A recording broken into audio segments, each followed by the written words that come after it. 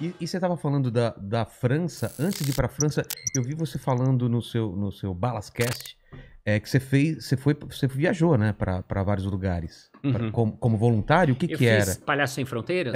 Como que foi sua experiência? Então, eu conheci na França, eu não sabia que existia esse grupo chamado Palhaço Sem Fronteiras, que fazem jornadas, expedições em lugares em conflito pelo mundo, lugares em guerra, lugares em dificuldades. Caramba, não. Então, isso começou num espanhol chamado Tortel Poltrona, e depois foi pra França, Estados Unidos, e até no Brasil, há uns 4, 5 anos, uma galera começou a fazer, então tem no Brasil também. Na época eu tava na França, não existia. Então, quando eu soube dos Palhaços Sem Fronteiras, eu falei, nossa, eu quero fazer esse negócio. Aí fui atrás dos caras, né? Os caras, na época não tinha internet, não tinha dar um Google Estamos onde eles falando que moram. ano, mais ou menos? Era 99, século passado. Caramba. Era início de internet, não é que não tinha, mas digo, não é uma coisa, não, dá um Google e acha onde é a sede, manda um e-mail, não. É tipo numa lista, eu peguei na lista telefônica o nome, fui até lá, toquei na porta da sede deles e falei, olha, eu sou do Brasil, fiquei sabendo de vocês e tal, e...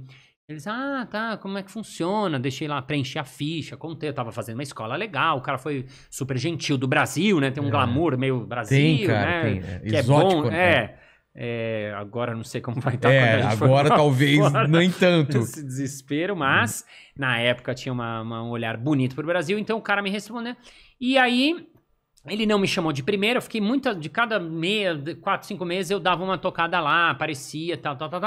Até que um dia ele me chamou pra ir, em 99, quem é mais velho talvez lembre, teve a Guerra do Kosovo. Tá. E por conta dessa guerra formaram-se campos de refugiados.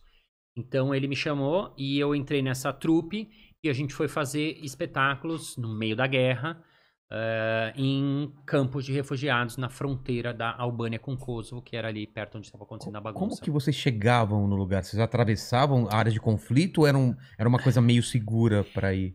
Era relativamente segura, não é 100% segura, então você assina um termo, você sabe onde você está indo, e você tá amparado por algumas ONGs que estão lá no lugar, que sabem um pouco que horas viajar, por exemplo, só se viaja de dia, alguns lugares não podia fazer aglomeração aberta, então a aglomeração o espetáculo tinha que ser fechado. Então, agora nesse, por exemplo, eu lembro da gente andando e passando, tipo, um posto de controle, um tanque de guerra ali, um posto de exército, onde vai, o que é? Não, palhaço, vai pra onde, sabe, assim, os caras querem saber quem são vocês. Revista, abre o negócio, aí começa a sair umas bolinhas de malabares, os nariz vermelhos, uma florzinha. Tem identidade, joga água na cara dele, ele dá um tiro e rimos, né? E ele me deu um tiro. Não, era bem isso, porque assim, não era um lugar onde os caras, sabe, conhece, né? Era um lugar que tava rolando uma guerra. Exatamente. Então o cara desconfia. E tudo pode ser um truque, alguma coisa, né? Então o cara desconfia mesmo. Então a gente foi parado, revista, nananana, até que daí você chega lá no campo de refugiado. Então você passa por um tanque, você passa por uma casa destruída, umas casas com tiros e escombros, sabe? Tipo, só escada. Você passa por um cenário que você fala, parece aqueles filmes, você tá ali no lugar. Aí você chega no campo de refugiado. É um barracão? Que é um grande barracão. É um grande... normalmente assim tem muitas barracas grandes, que as pessoas estão lá naquela situação bem miserável. Normalmente um campo ele é comandado por tocado por uma ONG, então a ONG, né, cuida daquele campo e as pessoas ficam lá esperando a sorte delas, esperando para o que vai acontecer com elas. E é muito louco, né? E aí chega... E pessoas de várias nacionalidades, origens? Lá, a maioria... Nesse que a gente foi lá, a maioria era albanesa mesmo. Então teve na Guerra do Kosovo, eles quiseram fazer uma limpeza étnica lá. E então a maioria do público nosso eram crianças, adolescentes e mulheres, porque os homens... ou tinham sido mortos, ou estavam na guerra, ou não sabiam, muitos. Adulto, homem, então era muito difícil de ter. Bem menos. O público maior eram mulheres e... crianças. E eles lá esperando a sorte deles, sem saber, né, pra onde ia, sem saber até quando. Lá não acontece nada. E é uma situação muito louca, porque Não acontece nada, vira e mexe o quê? Chega lá um caminhão com mantimentos. Aí depois, 5 dias não acontece nada. Aí chega um caminhão com remédios, informação. Então sempre que chega dá uma novidade. De repente chega 2 vans com uns caras esquisitos, com umas trancinhas, com umas coisas coloridas. Sai de dentro de um Fusca 35 palhaços, Isso, né? tipo, Começa a sair e não tipo para mais. Total, era bem isso. E a galera assim, meu, quem são esses caras, assim, né?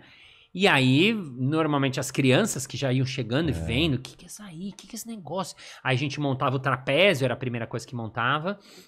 Aí já chegava mais, né? Rolava uma rádio peão, porque como é que você sabe do espetáculo? Não tem uma rádio, é meio não tem que... alto-falante Não que chama, tem não? nada. Então, quando a gente chegava, a gente ia montando e nisso, sem a gente saber como, começava as crianças a chegar. Vem, junta, ficavam de olho. Aí as crianças avisavam pro outro, e alguém dava notícia. Espetáculo, quem vai fazer? Quem faz? Espetáculo! Nem falava língua, eles falam albanês lá. Caramba. Então, nem a língua a gente falava. Então tinha que chegar no... Eu aprendi umas coisas em albanês. Sério? Você lembra de alguma coisa? Tipo assim, eu perguntava no espetáculo uma hora pro moleque qual o seu nome. Então eu falava Sítio Hash. Que é qual o seu nome? Qual o seu nome? E o que eu descobri lá foi na minha primeira viagem internacional, é que eles achavam muito engraçado de eu falar qualquer coisa em albanês. Será que você falava muito errado? Devia ser isso. Deve ser isso o sotaque, né? É. Como esse nome? Isso, alguma coisa como assim. se alguém falasse um gringo. Esse nome. Isso.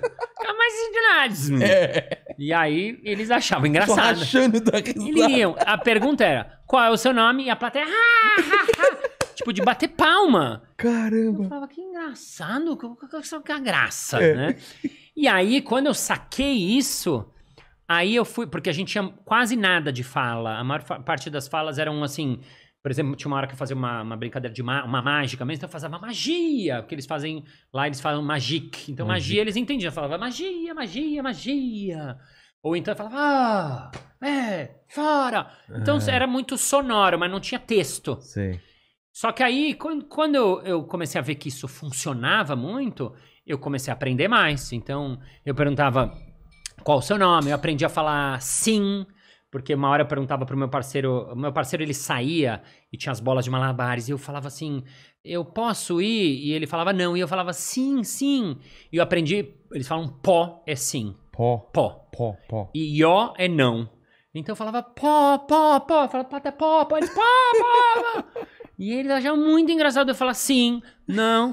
Então, todos os espetáculos, e até que no final eu tinha todas as minhas falas em albanês. Sério? Então era divertidíssimo. E vi que era um segredinho que você aprendia. Você ficava quanto tempo lá? Então a gente chegava, montava, e o cenário era muito simples. O cenário era só uma cortina para entradas e saídas e o trapézio. Até porque se tocasse uma sirene ou alguém gritasse emergência, larga tudo e tinha que ir embora e tinha que evacuar de emergência. Então não podia ser nada que a gente precisasse ficar muito fazendo coisa. Sim. Então a gente montava, depois a gente se preparava 1 hora cada um sozinho, fazia a sua concentração, se encontrava, fazia o show durava em torno de 1h30, e depois ficava ali trocando, assim, batendo papo, meio possível, brincando, as pessoas vinham lá, mexer nas trancinhas, sabe? Uma coisa assim. Isso é uma coisa de outro mundo lá nesses lugares. E desmontar e ir embora. Então, mais ou menos, a gente devia ficar umas 4 horas por campo. Tanto que a gente fazia 2 shows por dia. Ah, tá. Vocês iam pra 2 campos. E aí atravessar... Era deserto lá? O que era? Era uma mistura de... Como se fosse um interiorzão, assim, os lugares que a gente foi, porque era bem fronteira, então você passava por muita terra, um lago, era uma montanha, montanhoso, muito bonito. E vocês sentiam, assim, uma diferença no olhar das pessoas de quando vocês estavam chegando no espetáculo? Porque deve ser um olhar triste, um olhar preocupado, aquela coisa tensa, né? Sim, você sentia muita tensão,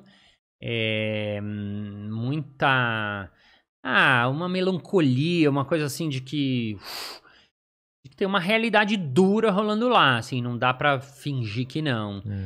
Ao mesmo tempo que, assim, claro, desde a nossa chegada, como tinha uma novidade, era muito legal, Por quê? Porque chegou uma coisa nova. Chegou uma... Não tem televisão, não tem nada lá. Não tem nada lá. E é uma coisa que até quando eu voltei, alguém me fez uma pergunta que eu falei, nossa, nunca nem tinha pensado. Assim que eu voltei, ele falou, tá, mas assim, vocês vão. Só que quando vocês vão embora, os caras ficam lá na merda. Você acha que serve pra alguma coisa? E quando o cara falou, eu falei, nossa, não sei. Mas depois, assim, matutando, serve sim, muito. Por quê? Porque naquele momento, seja naquela 3 horas, uma hora do show, que seja na hora do show que o cara viu, nesse momento, a realidade pra ele era aquela lá. Era o lúdico, era a graça, o colorido, a brincadeira. Então, um cara que tá ali num cinza, num preto o tempo todo, numa tragédia, se ele tem um momento que ele pode respirar, que ele pode conectar com ele, que ele pode rir, que ele pode conectar com o outro, que ele pode rir.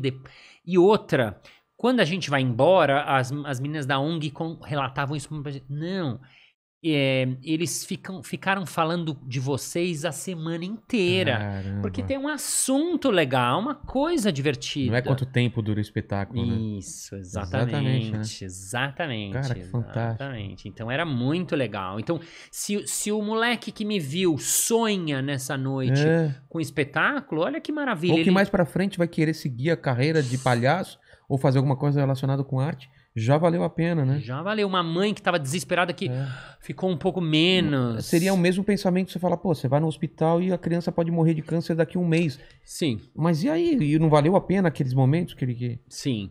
Cara, é um pensamento diferente, porque a gente não consegue... Por mais que a gente tente se colocar no lugar dessas pessoas, não tem como. Cara. Não tem como. É uma realidade tão diferente, tão diferente. Não. É o que você falou. Eles estão lá, eles nem sabem. Assim, não, vou resolver minha situação daqui a um mês. Não sabe. E no final tinha uma coisa que era muito legal, que a gente deixava um nariz vermelho com cada um deles. Que era muito legal, que era uma maneira do espetáculo durar mais tempo. Exatamente. Era uma maneira da gente ficar lá depois da gente ir embora. Era uma maneira deles terem uma brincadeira entre eles. Era uma coisa que ficava como uma lembrança que se estende uma conexão, né, que era criado lá e que estendia essa conexão. Toda vez que ele olhasse para aquilo, ele ia se lembrar. Exato. Né?